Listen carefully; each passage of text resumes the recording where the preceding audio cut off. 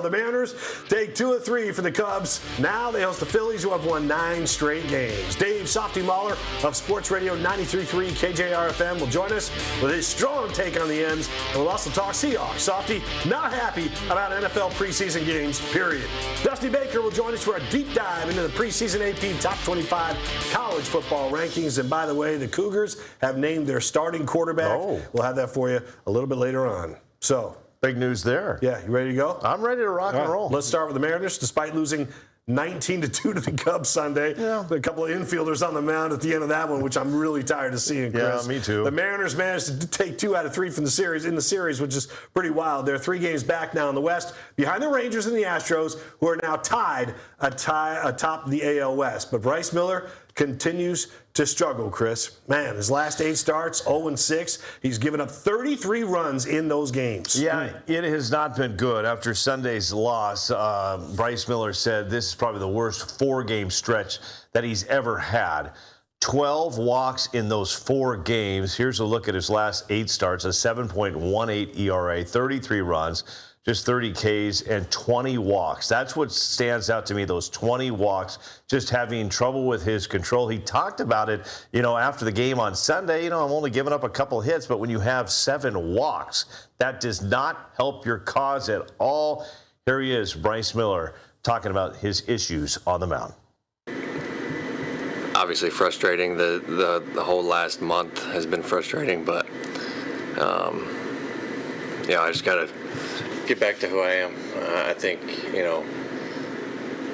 today we threw all 7 pitches in the first inning, and I have confidence in all those 7. I just have to be more competitive.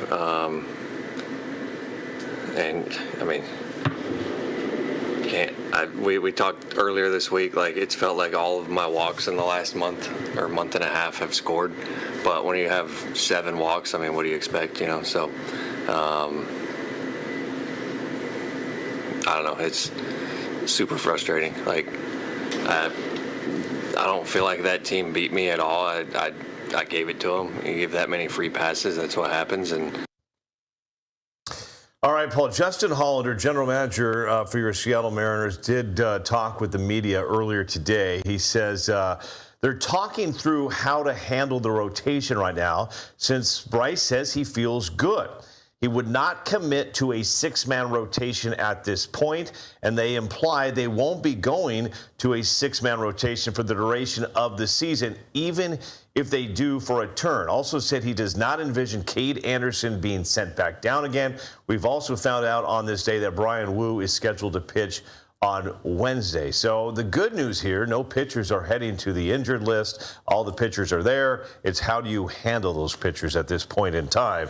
And right now, out of all those pitchers, Bryce Miller, stats don't lie in baseball, Paul. He has been struggling big time. Yeah, it's one thing to struggle for a few games, but to struggle basically over your last 10 or so, that's a tough one. They got to take a good look at it. You bring up Cade Anderson. He looked pretty sharp on Saturday in his Major League debut. Pitched 5 2/3 innings. He gave up 3 runs on 5 hits. 2 of the hits were home runs, and he struck out 5. Let's also say this. This is against a Cubs team that has hit lefties better than anybody in all of baseball. I think there's a lot of people out there, Paul, that would like to look at possibly getting him out of there sooner in that game.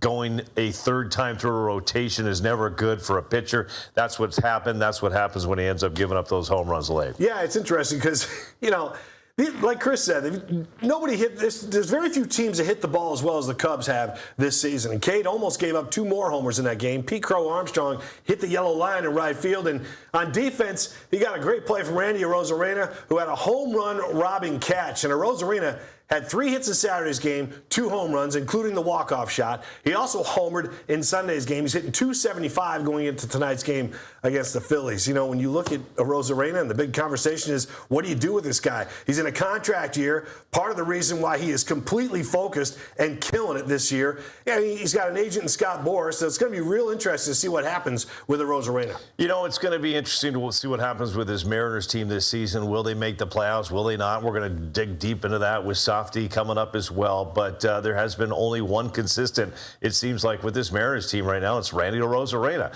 Sure, we've seen Dominic Canzone with a career year, but he's had ups and downs. Luke Raley had some ups early on. He's injured now, no longer on the team. Cole Young has had ups and downs. Julio Rodriguez, everybody waiting for him to get hot. He's been cold right now, Paul. Randy Arozarena, from start to where we're at right now, consistently getting on base, consistently finding a way to help this team win games. Can't say enough about him right now.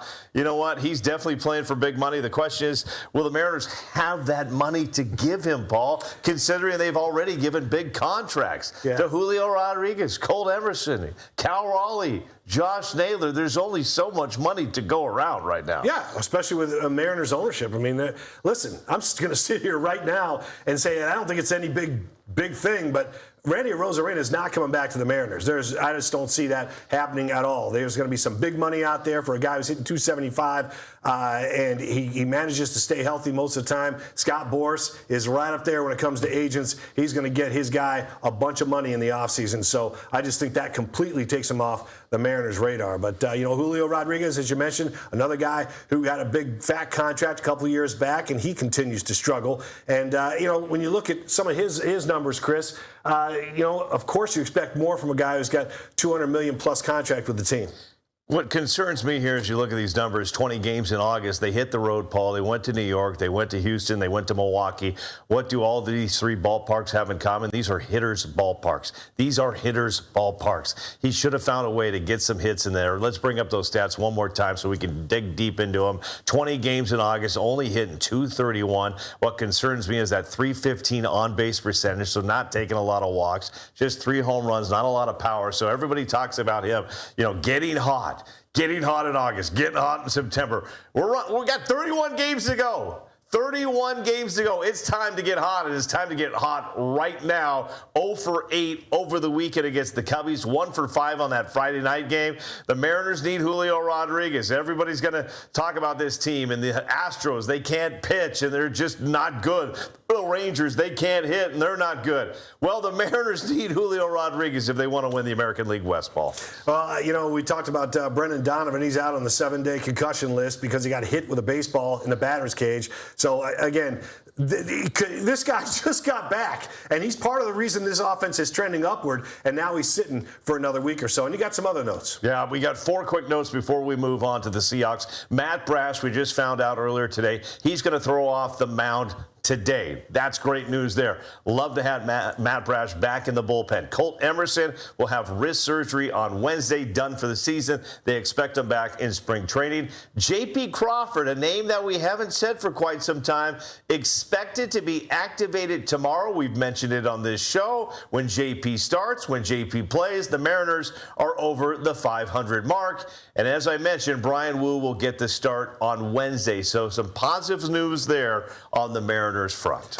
Hey, let's take a quick look at the strength of schedule when it comes to the Mariners and AL West. If we have that the chance that these guys, we've talked about the Mariners going through this gauntlet in August, but when you look at the strength of schedule, it certainly favors the Mariners in September. And, you just never know what Texas and Houston are going to do other than lose one day, win the next day, lose one day. And the Angels and A's are improving. So just a matter of, it kind of looks like, the Mariners should do some damage in September, but you just don't know if the Angels and A's are improving. And again, we sit here and we say, boy, the Mariners, they go through that gauntlet. If they can just hold serve, well, now they're going to go through a stretch where they should win some games after they get done with Toronto and Boston, because that's the next road trip coming up for this team. They got to get over that hump, and then maybe they can cruise through that final stretch and pile up some wins. 6 games ago, we said the Mariners need to hold serve. I was concerned they'd go 1-5, 2-4. They go 3-3. So in turn, they hold serve.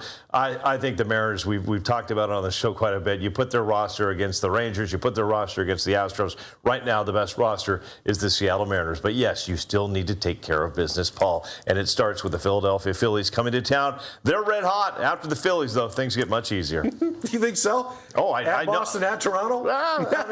They get easier. 9 games in a row. The Phillies, the 3 pitchers are throwing out. It's not going to be easy against these guys. No, but you're saying, I get it. You get through the Cubs and Phillies, and then you think it does get a little bit easier. But how much easier does it get? Well, you got to go to Boston and Toronto. So it's maybe a little bit easier, than facing the Phillies and the Cubs. Boston will be tough. It will be interesting to see what Toronto gives them. I mean, their season's been a wreck up there in Toronto, so we'll see what happens. But I agree with you. Their roster, the Mariners roster, and when it comes to the AL West rosters, they are, on paper, as you like to say, the toughest roster in the AL West.